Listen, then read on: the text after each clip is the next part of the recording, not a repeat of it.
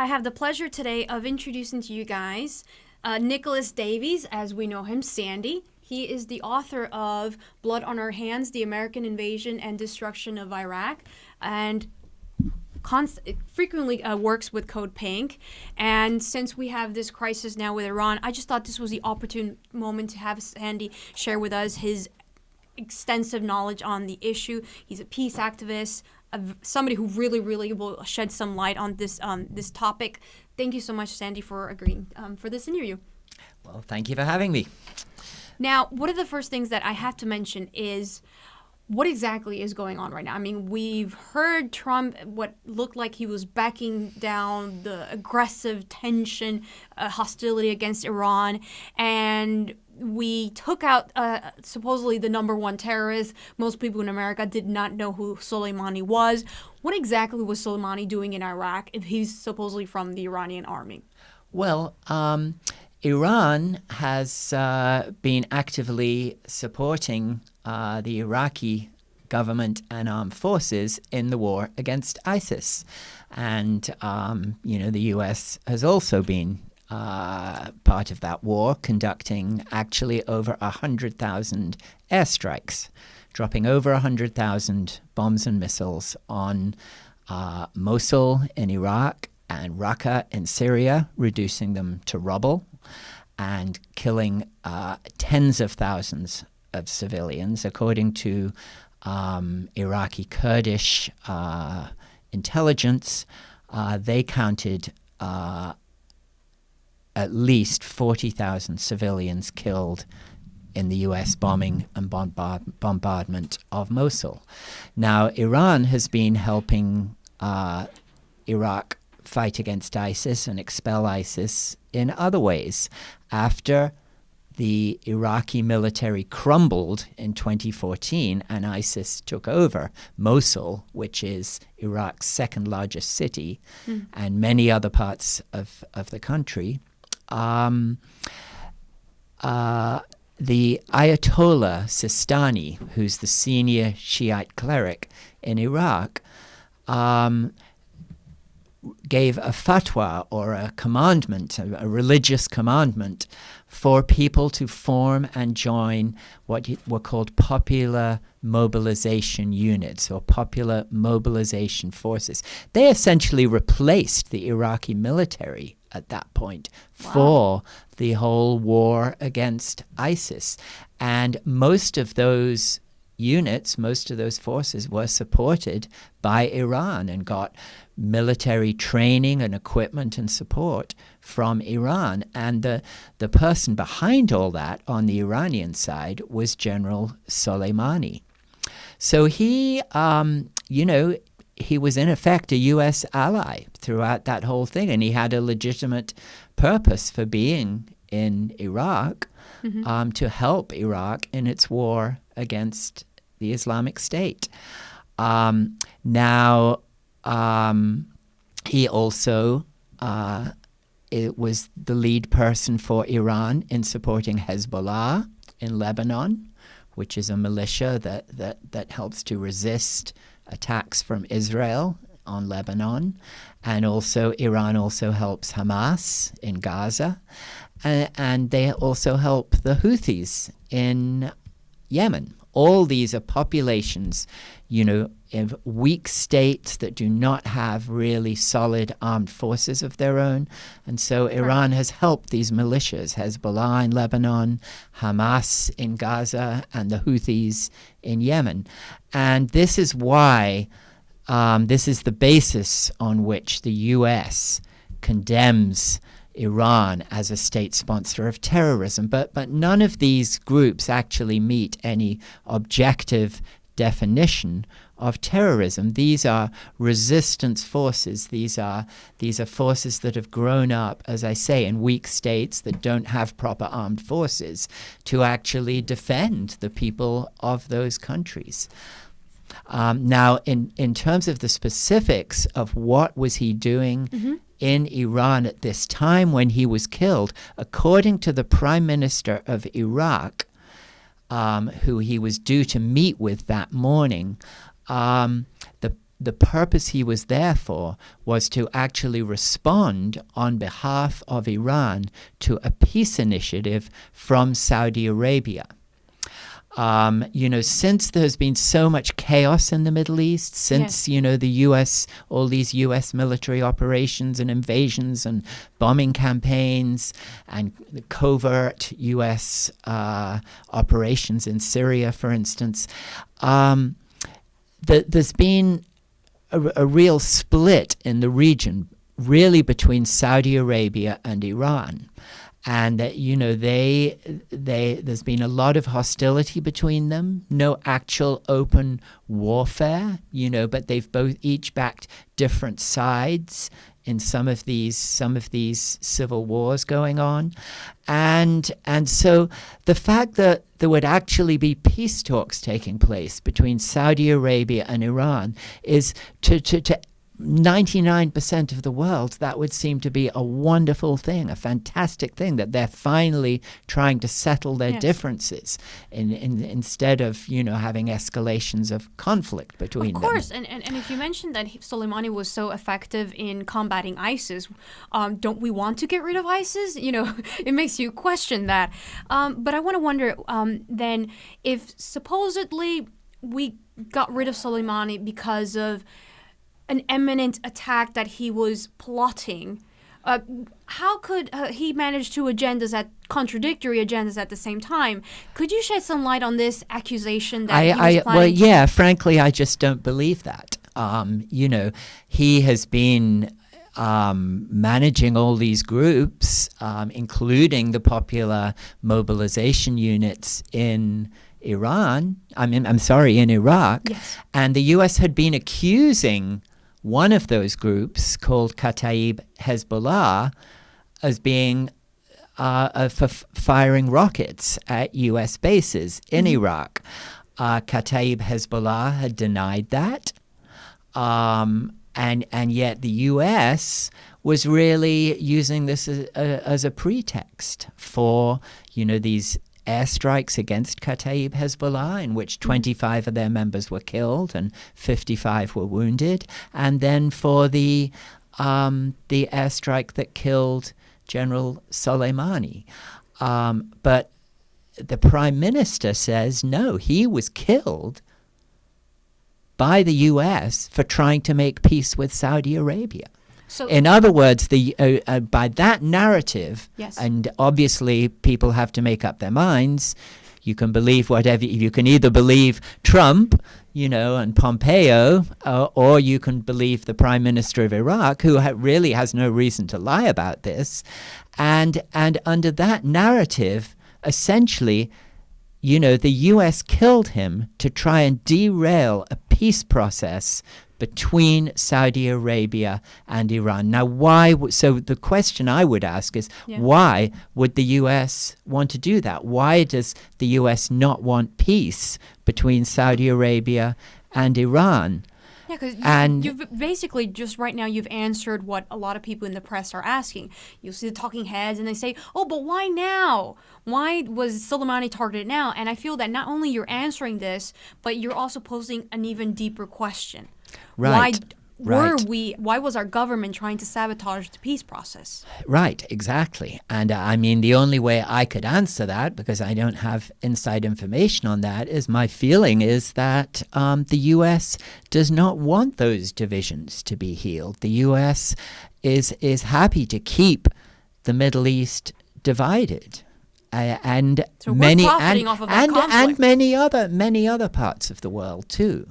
The U.S. is determined to, that NATO should be the only military alliance in Europe. Every time, Emmanuel Macron, the president of France, or Angela Merkel, the president of Germany, says anything about Europe forming its own alliance and having its own joint military forces, the U.S. does everything it can to quash that, because the U.S. wants to be involved in all these different parts of the world, and it wants to sort of be the top dog in all these different parts of the world. It wants to be in charge of what's happening. It wants to be able to exert pressure for U.S. companies to come in and get favorable treatment in, all over the world. And it's been using military force all over the world and conducting coups to ensure that independent governments that insist on their own sovereignty and refuse to be dominated by the U.S., are not allowed to thrive or survive. And of course, here in Miami, we're all very familiar with that in the case of Cuba and Venezuela and many other countries in Latin America. We've just seen a coup in Bolivia. There was a coup in Honduras in 2009. We don't know much about the U.S. role in the coup in Bolivia yet, but it has been revealed through WikiLeaks that the U.S. really collaborated with the Honduran military to overthrow their president, Manuel Zelaya, and replace him. So this is... We complain about the Russian interference in the elections, but we're interfering in everybody's elections all the time. Exactly. And so the U.S., so you've got a partial explanation there of why the U.S., would feel so threatened by the concept of peace? By the prospect of peace between Saudi Arabia and Iran. That it would conduct a incredibly inflammatory, dangerous, provocative assassination of a senior Iranian official. Absolute clear violation of international law, a violation of actual, executive orders by a whole series of U.S. presidents who have insisted that the U.S. should not engage in political assassinations in other countries. Well, Trump just did it. Now, Sandy, I'm curious, are we being a little naive if we were to think that it is possible to sustain Americans' influence around the world, its leadership? Can we genuinely propose to defend American interests with any other means that is not through the intimidation, the use of violence? I mean, is it possible to be the number one world power without the U.S. Military interfering and bombing? Well, first of all, what this thing about the U.S. being the number one world power, that's not going to last much longer anyway. If we're simply talking about GDP, China is going to overtake the U.S. in that respect. But also look at somewhere like Germany, which is not as big as the U.S., but Germany exports more than the U.S. does to other countries. There are people all over this city driving Mercedes and Volkswagens and BMWs and Audis. Yes. And yet, Germany doesn't invade other countries or bomb other countries. They occasionally send forces to do things like military training in Afghanistan, and they do take part in. But can it be argued then maybe that Europe is piggybacking on the American military to do the dirty work? Well, that's what the U.S. likes to say, and it's what Americans have been told to justify all this. But in fact, there is absolutely no reason why the U.S. cannot live peacefully with other countries, as in fact is required under the UN Charter, which of course was the brainchild of President Franklin Roosevelt of the United States. After the Second World War, the whole world committed to the UN Charter. The UN Charter actually prohibits the use of force by one country against another. There's no reason on earth why we cannot live peacefully with other countries, and we would be a lot more prosperous if we did. We would not need to spend $738 billion this year on military spending. This is why we don't have, good public transportation in Miami. This is why we do not have anymore the best education system in the world. This is why we do not have a publicly funded health system to provide health care to Americans, as Britain does, as Germany does, as France or even Canada does. When a child is born in this country, they don't have health care as a human right. All this we have to pay for because where are our tax dollars going? First of all, we don't tax the wealthy the way other wealthy countries do. So our government is underfunded to begin with. But the lion's share, depending how you figure it, somewhere between 55 and 70% of federal discretionary spending goes to the military. Yes, there was a study out recently that the U.S. government has spent ever since 9/11 around $6.4 trillion. And we were just mentioning off camera that what are the ways that we can break this vicious cycle?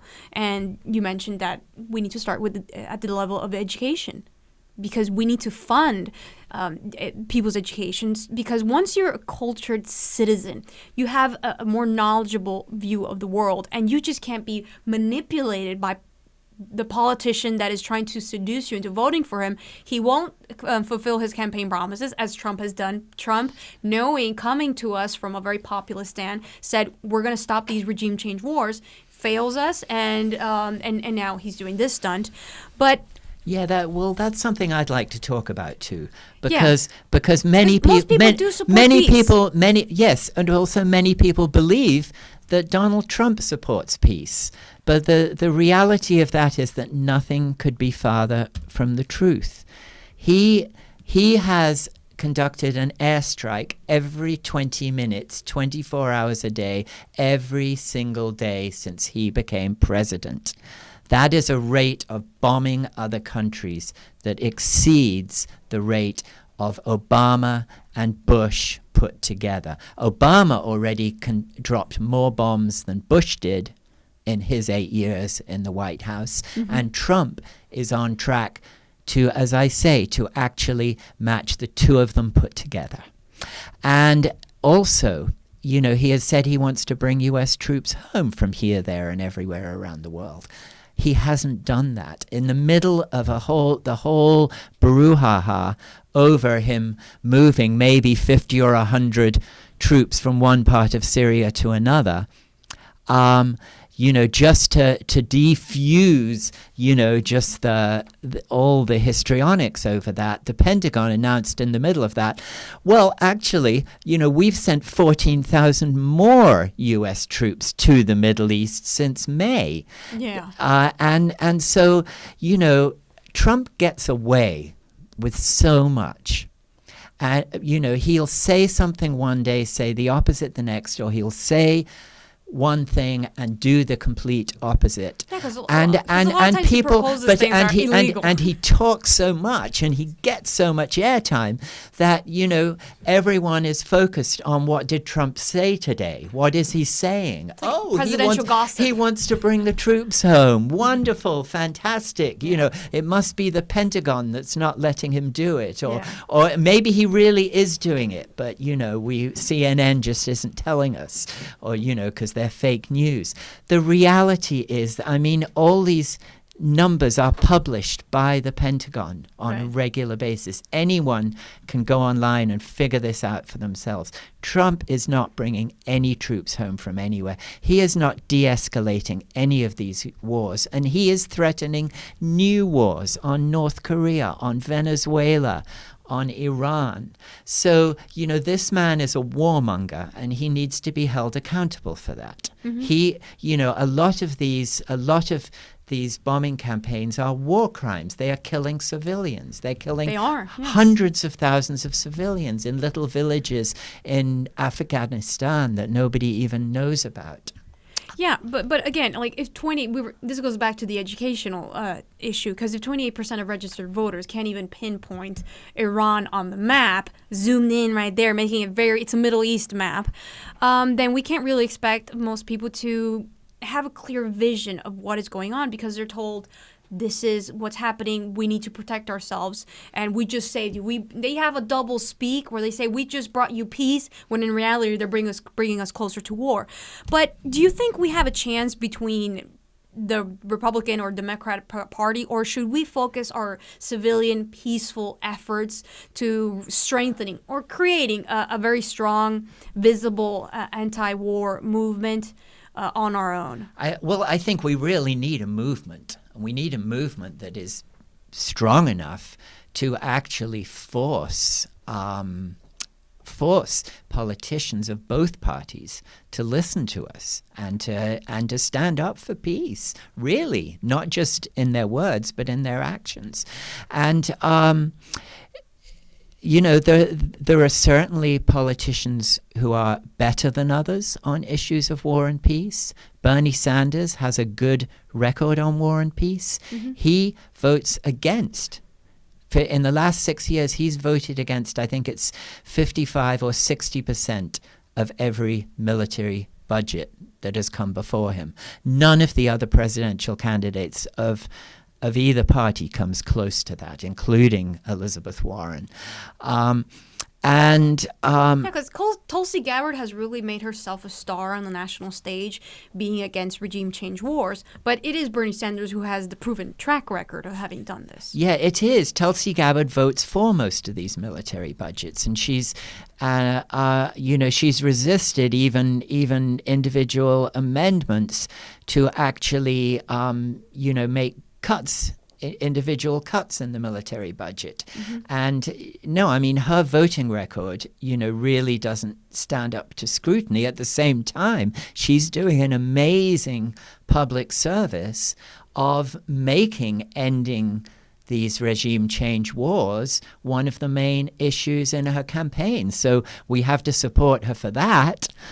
While at the same time, we need to hold her accountable for a voting record that isn't nearly as good. Yeah, because for the first time ever, the concept of regime change wars has become more mainstream. More people have known about it. And so that is her merit, of course.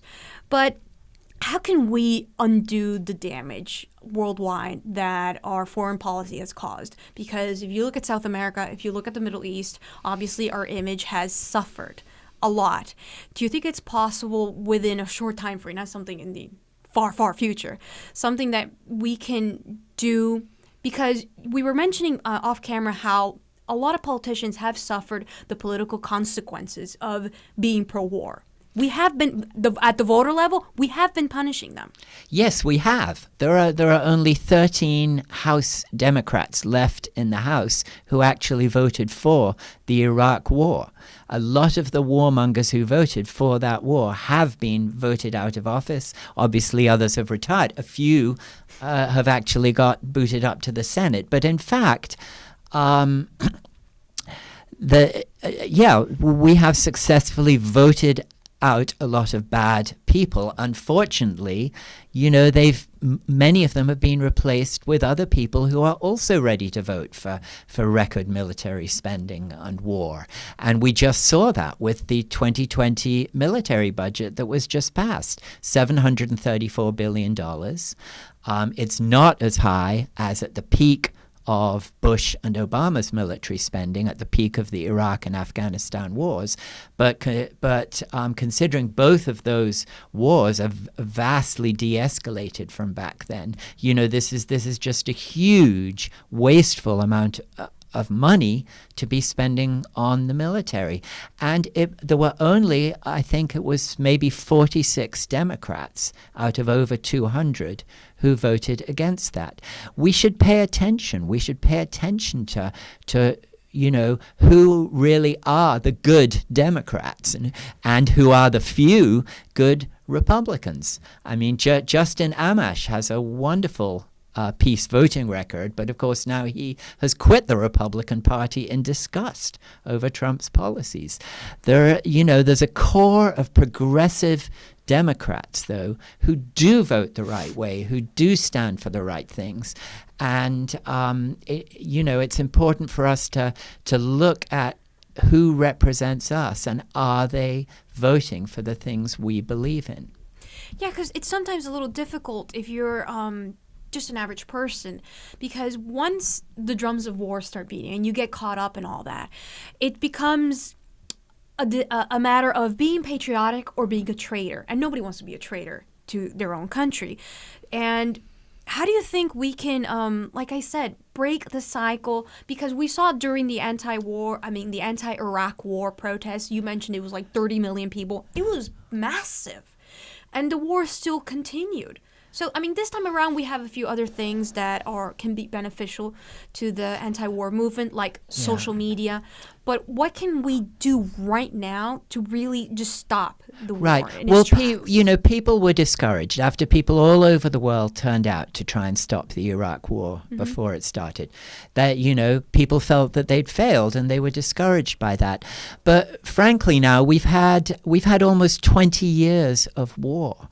Anytime people are asked in opinion polls whether they support these wars or not, large majorities of Americans now oppose all these wars. Hugely unpopular, yes. People now know that it was a dreadful idea to go into Iraq. Even Afghanistan, where, right after September the 11th, it passed the Senate and House almost unanimously, except for one person, Barbara Lee, who had the courage to vote against it in the House. Exactly. But now that war's been going on for 18 years, and majorities of Americans now look at that and realize that it was a huge mistake.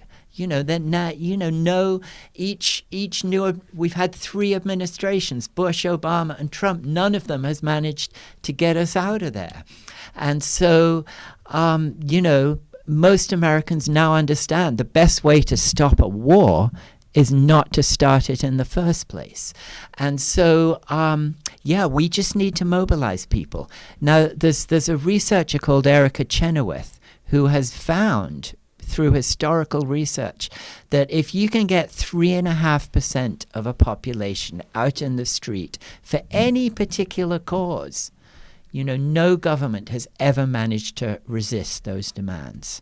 What's the percentage again? 3.5%. So you don't need 50% or 60% to actually get in the street, but if you have 3.5% in the street, representing a silent majority who simply sit home, that's what it takes. So we really need to mobilize against war with Iran.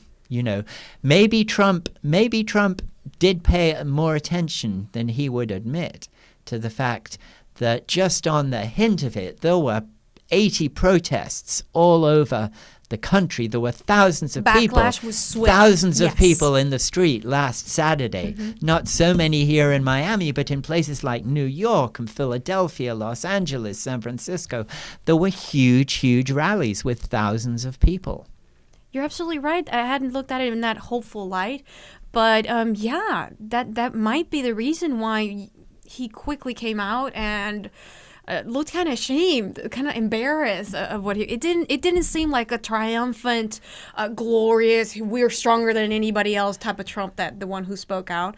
No. You're definitely, because this is a man who really likes his public image and he wants to be loved. So if he's still trying to run on this crazy idea that he is somehow putting an end to these wars. And of course, some people have said that maybe he doesn't even know how to. Right. Because it might be harder than what we think. But then you listen to his bombast and his rhetoric and his threats, and that's clearly not the way you put an end to a war. Well, it's complicated, but at least right now, as a friend of mine said, every morning that we wake up, at least we're still alive. At least we haven't been bombarded to smithereens. Thank you so much, Davies. Sandy, it was wonderful having you here. I think obviously we need to have you here again so we can discuss other issues, like really get into the anti-regime change war movement. And let's just mention for your listeners a couple of organizations. such as Code Pink, Women Yes. for Peace, and Veterans for Peace. These are groups that people can join to join this movement for peace. Yeah, it's very important to find the organizations like Code Pink to really meet with other activists and get it together and unite on this front for this push for peace. So again, thank you. And the book, guys, is Blood on Our Hands. Very important because Sandy knows what he's talking about. So thank you so much. Thank you, Yadira. Honestly, that was so educational. Good. I think that was deep. And what did you guys think? Fantastic, but